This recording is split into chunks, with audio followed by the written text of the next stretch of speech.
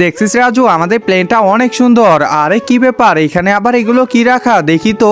আরে চকলেট। একটা কাজ করি, রাজু আর রিমিকে দিয়ে দিই। এ রাজু, তাড়াতাড়ি এদিকে আয়, তোরা দুজনই এদিকে আয়। আরে মা, চকলেট তাড়াতাড়ি আমাকে দিয়ে দাও। আরে দুইটাই নিলি কেন, একটা রাজুকে দিয়ে দে। আচ্ছা ঠিক আছে, এখন তাড়াতাড়ি যায়। আরে রাজু চকলেটটা কি করতেছে, একটা কাজ করি, রাজুর কাছ থেকে নিয়ে নি। এই তো নিয়ে নিলাম। আরে আপু, আমার চকলেটটা দিয়ে দাও। এই রিমি, রাজু চকলেটটা তাড়াতাড়ি করে রাজুকে দিয়ে দে। তুই এত খারাপ কেন? হ্যাঁ, এই যে তোরটাও দিয়ে দিলাম রাজুকে।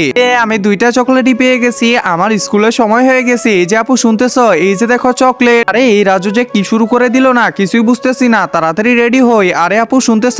আরে কি হলো? দেখো দেখো, আমার কাছে দুটো চকলেট। এই রাজুকে নিয়ে আর পারি না। আরে আপু কি করতেছ? এই যে দেখো এইদিকে। একজন মা কতটা আপন হয়ে থাকে, যার মানেই তাকে জিজ্ঞাসা করে দেখো। তো দেখা যাক বন্ধুরা, এই মায়ের জন্য কে ভিডিওটিতে লাইক এন্ড সাবস্ক্রাইব করে।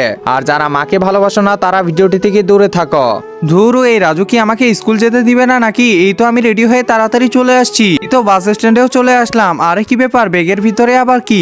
আরে চকলেট দেখি, নিশ্চয়ই রাজু আমাকে দিছে।